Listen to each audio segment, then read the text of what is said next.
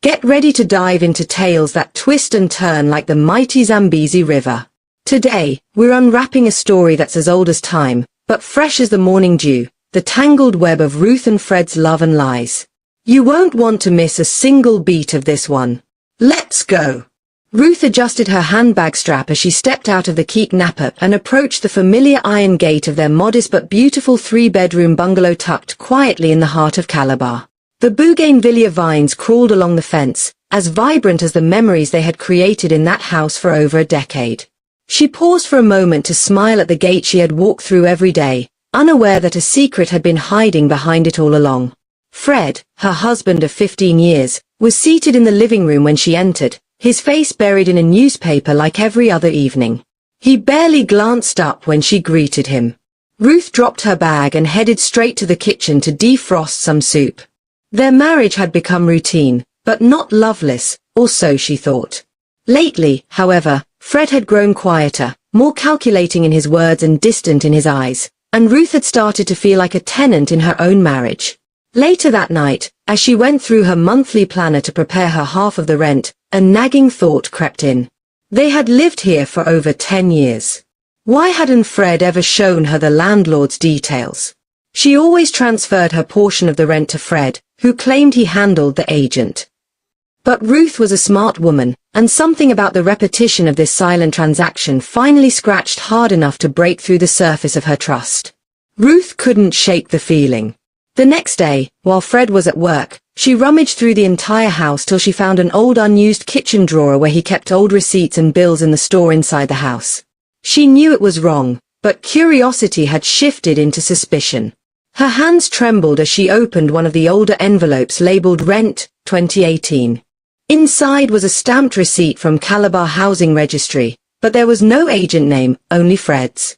She dug deeper and found older documents, each with Fred's name listed not as a tenant, but as owner. Title deed, property tax forms. Even renovation permits with his signature. Her heart raced. The realization dropped on her like a cold hammer. She had been contributing rent money every single month for over 10 years to a man who owned the house. Her own husband. He had lied, every time, with a straight face. Her mind swirled with betrayal, anger, and confusion. Why would he do that? For what gain? Was it greed, control, or something darker? That evening, as he returned, she watched him from the hallway, his casual movements, the confidence of a man in his own castle. But now, she knew, and she wasn't going to confront him just yet. Ruth needed answers, quietly, strategically. The next morning, Ruth called in sick to work. She needed help, legal help. She visited an old friend from university, Dorcas, now a practicing lawyer in Calabar. Dorcas listened in stunned silence as Ruth narrated everything and handed over copies of the documents she had secretly scanned with her phone. "Ruth," she said gravely, "this isn't just deception. Depending on how you contributed, there could be grounds for financial abuse." Dorcas promised to investigate further, perhaps even discreetly check the original property records. That evening, she handed Ruth a sealed envelope with documents and a handwritten note. "Whatever you do," Dorcas warned, "don't let Fred know you've seen this until you're ready. This goes deeper than you think." Ruth tucked the envelope into her handbag, fear and fire battling for space in her chest. That night, Fred seemed more affectionate than usual. He even brought her suya and asked about her day. But it only unsettled her more. Was he trying to mask something? Had he sensed her shift? Ruth clutched her handbag tighter. The house felt suddenly unfamiliar, like a beautiful prison with golden bars, and she was married to its warden. Ruth sat on their bed that night, staring at the wedding photo on the dresser.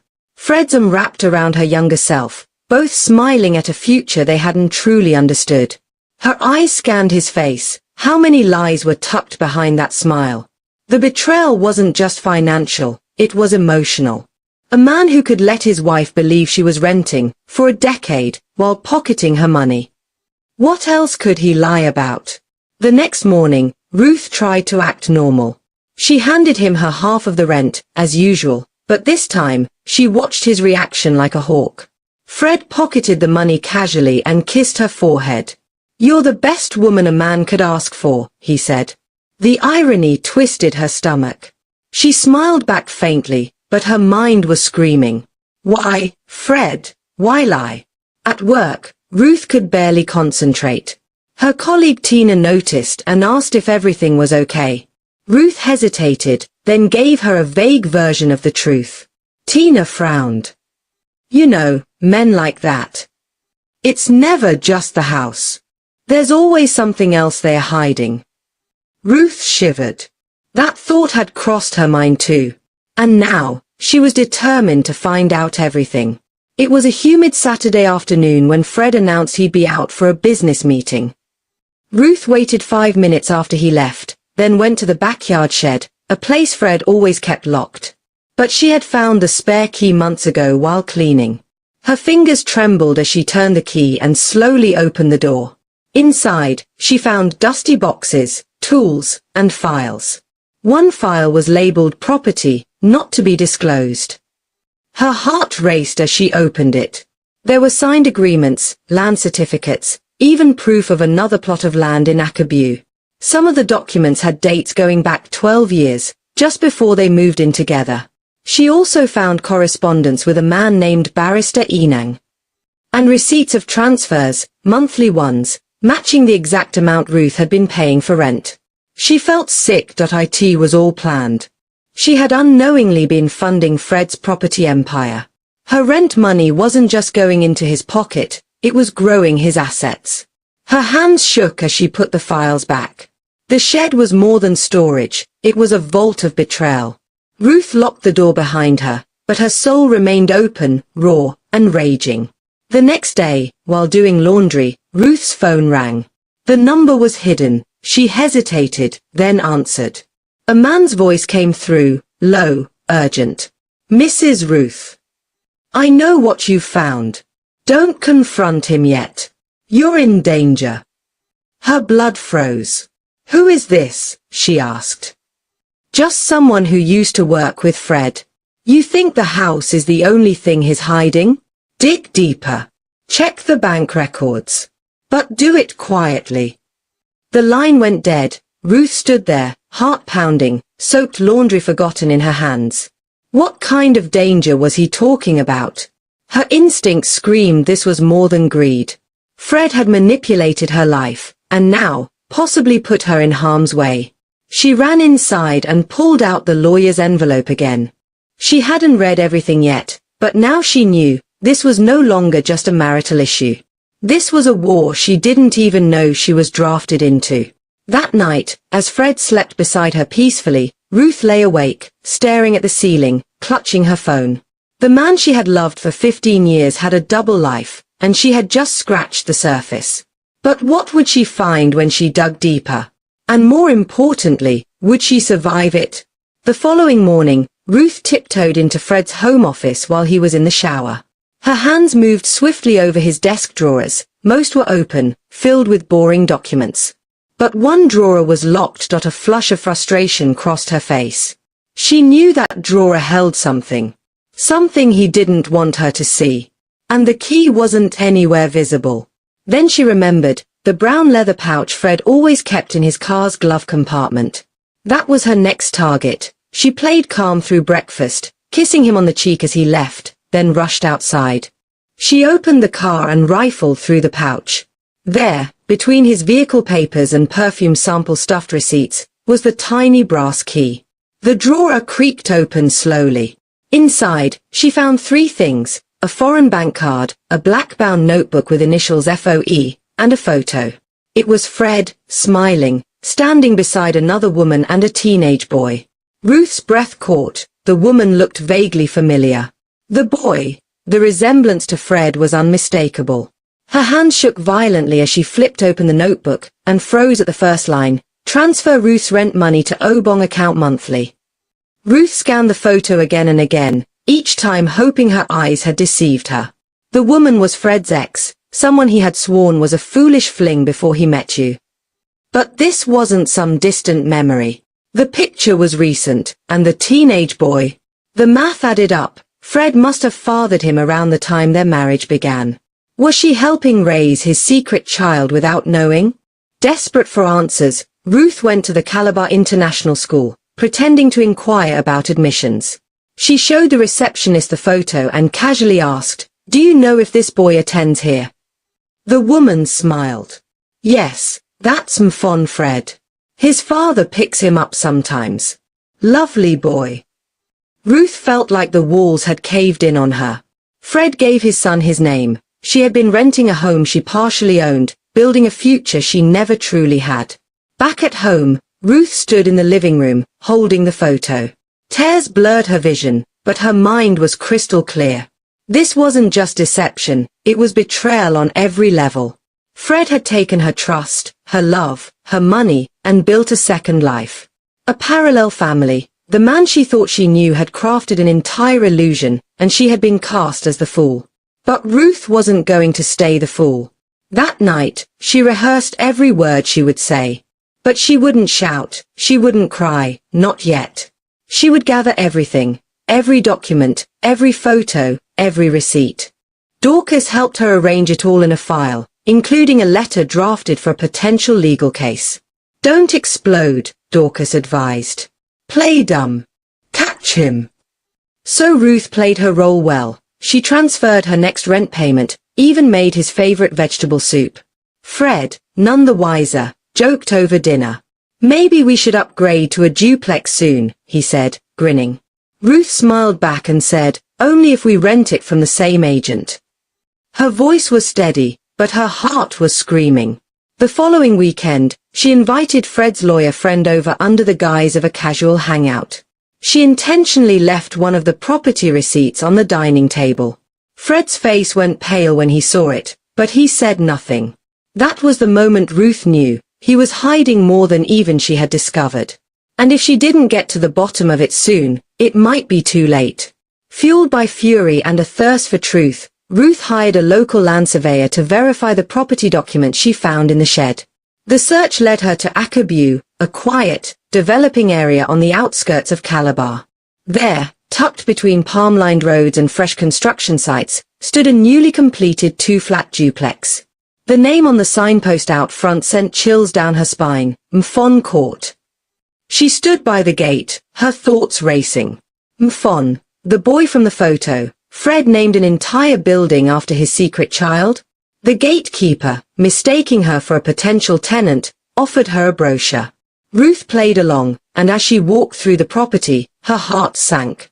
The place had modern fittings, granite countertops, solar power, funded, no doubt, by the money she thought was rent for their home. As she walked back to the car, Ruth saw something that stopped her in her tracks, Fred's car, turning into a side street just a few blocks away. He didn't see her, but she followed at a distance. He pulled into the compound of a smaller house nearby, where the same woman from the photo stepped out to meet him. She watched them embraced. It was real, everything. Every lie, and Ruth, still unknown to them, now held the upper hand. Back in Calabar, Ruth moved fast. She began to slowly withdraw money from their joint account into one she secretly opened under her maiden name. She also made photocopies of everything, bank transfers, property titles, even a screenshot of Mfon's school registration page. The plan was set. She wasn't just walking away. She was walking away with receipts. Fred, however, noticed something. He began acting suspicious. One night, he asked casually, "You've been quiet lately. Everything okay?" Ruth smiled and replied, "I've just been tired. Thinking about our future." He nodded, unconvinced. A few days later, he came home unusually early, and angry. His voice boomed, "Why were you in Acabou last Saturday?" Ruth stared at him. Calmly. "Why were you?" The air between them thickened like smoke. Fred's face twitched, as if something inside him cracked. "You don't understand," he said hoarsely. "I did all this for us." Ruth scoffed. "No, Fred. You did this for you, and for her." She walked out of the room, leaving him there, gasping like a man who had finally been unmasked in public. Ruth cooked one last elaborate dinner. Egusi soup, pounded yam, peppered croquet, the works. Fred returned from work and eyed the table suspiciously. "What's the occasion?" he asked. "Celebrating the truth," Ruth said with a smile. He laughed uneasily, but Saturday she served him carefully, watching every twitch of his expression as he ate. But there was no poison in the food, only strategy. Halfway through the meal, she pulled out a single brown envelope and dropped it on the table. Everything's in there, Fred. The house, the shed documents, the duplex in Akabu, the bank slips, the photos. The lawyer's letter. Everything. Fred froze, his spoon halfway to his mouth. What do you want? He asked. Ruth stood up and leaned over. You'll find out soon. But remember, Fred. Not everything that's buried stays dead. Some lies have roots. She turned and walked out of the dining room. And for the first time in their marriage, Fred felt fear, not the fear of losing control, but the fear of a reckoning he could no longer avoid. 3 days after the dinner, Fred received an unmarked envelope at his office. Inside were photocopies of damning evidence, property documents with forged signatures, double rental transactions, and, most alarmingly, a letter addressed to the Independent Corrupt Practices Commission. There was no sender name, but Fred knew exactly where it came from. His palms were sweaty as he sat at his desk, heart racing. The envelope also included a single note, handwritten, "Confess, or I will." For the first time in his life, Fred felt like a mouse trapped in a burning maze. He had built his power on secrets, lies, and manipulation, but now, every foundation was shaking. He called Ruth, but she didn't answer. She was no longer the soft-spoken wife who asked before moving, she had become a storm. Meanwhile, Ruth met with Dorcas at a hidden cafe on the outskirts of town. That's phase 1, Dorcas said, sipping her drink. He's officially afraid. Now, do you want him to lose everything, or just feel what you felt for the past decade? Ruth paused, then replied quietly, both. Fred began spiraling. His once confident posture became jittery. He started snapping at staff, missing deadlines, and avoiding calls. His lawyer friend who had once helped him fake land records stopped responding entirely. The cleaner at his office overheard him muttering in the restroom, "She's going to destroy me." And she wasn't even done yet. Meanwhile, Ruth had subtly reached out to the Parent-Teacher Association at Mfon's school. She posed as a concerned citizen, leaking copies of financial irregularities tied to Fred's sponsorship of the school's upcoming building project. The story didn't take long to spread. Within 48 hours, Fred received a call from the school's board, "We're freezing your involvement until further notice." But what hit hardest came from within his own home. Mfon's mother, whom he had secretly supported all these years, showed up screaming at his office, holding her own copy of the documents Ruth had anonymously sent. "You lied to me too," she yelled. "You said you divorced her. You said we were moving into the duplex." Fred couldn't speak. His lies had collided, and now, everything he built was crashing. Ruth sat on the porch one evening, staring at the sunset. There was peace in her spirit, but also something unfinished. The final act was near, but it wasn't what people expected. She wasn't just exposing Fred, she was becoming free. Yet, just as she picked up her phone to finalize the legal action, a message buzzed in, "We need to talk. Urgent. Come alone." It was from a number she didn't recognize. Attached was a photo, not of Fred, not of the properties, but of her signature on a power of attorney document she had never seen before, one that authorized the transfer of their joint account to an offshore firm. Her heart skipped a beat. Was Fred one step ahead? Or was someone else playing the game too? She raced to Dorcas's house. Dorcas examined the document with a frown. "This isn't Fred's doing," she said slowly. "Look at the handwriting here." Ruth's blood ran cold. She recognized it. It was her late uncle's. The one who had helped Fred secure the house when they first married. Was this all planned from the very beginning? And worse. Was someone else still pulling strings behind the curtain? Ruth barely slept that night. The forged document sent to her wasn't just a threat, it was a clue. Her late uncle Sylvanus had always been close to Fred.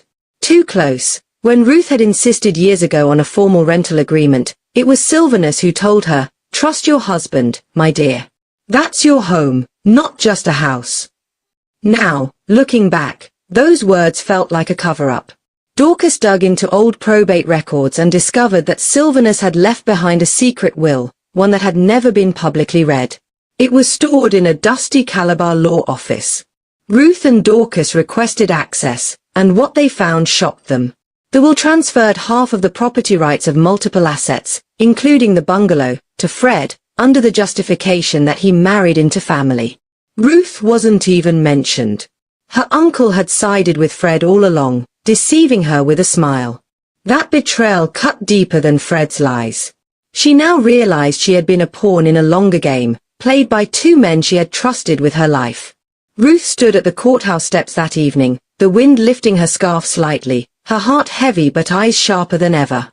It wasn't just about justice anymore, it was about reclaiming everything stolen from her. Ruth launched her counterattack. With Dorcas's help, she filed a motion contesting the legality of the unsigned will, citing fraud, coercion, and financial exploitation. The court ordered a freeze on Fred's assets, including the bungalow and the duplex in Acabou, pending investigation. Fred was served the notice at his office. Witnesses said he collapsed into his chair, stunned silent. But Ruth wasn't done. She held a private press interview, not to name and shame Fred, but to share her experience of surviving deceit, rebuilding after emotional manipulation, and how many women unknowingly fund their own oppression. The interview went viral in Calabar and across Nigerian social media. Overnight, Ruth became a symbol of silent strength. Fred tried to call her over and over. When she finally answered, her voice was calm. "You built your house with my money and your lies. But I built myself from your betrayal. We're not the same, Fred." He begged for forgiveness, for a second chance. Ruth paused. "Maybe someday. But not today." A month later, Ruth visited the bungalow for the last time. Court proceedings were still underway, but she had moved into her own apartment across town. As she walked through the once familiar rooms, her phone buzzed. It was from Dorcas. "Court just ruled in your favor. You now have 60% claim to the house and land." Tears welled up in Ruth's eyes. Not just because of victory, but because of the cost. Her marriage, her trust, her peace, all shattered in silence over the years. She stepped outside as it began to drizzle. Standing by the gate, she saw someone watching her from across the street, a man in a grey cap with a scar across his cheek. Their eyes met. He gave a slight nod, then walked away. Ruth blinked, her instincts tingling. She'd seen that face before, years ago at her wedding, lingering at the edge of the crowd, speaking to Uncle Sylvanus. She quickly turned back into the compound, her heart pounding. What if Fred wasn't the architect of all the lies? What if he was a puppet too? And the true mastermind was still out there.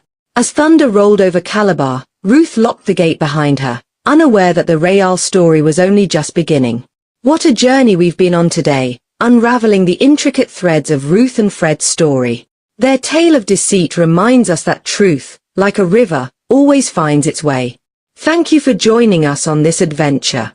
Don't forget to like, share, and subscribe so you don't miss our next captivating story. Until then, keep those hearts open and those spirits high. We'll see you next time.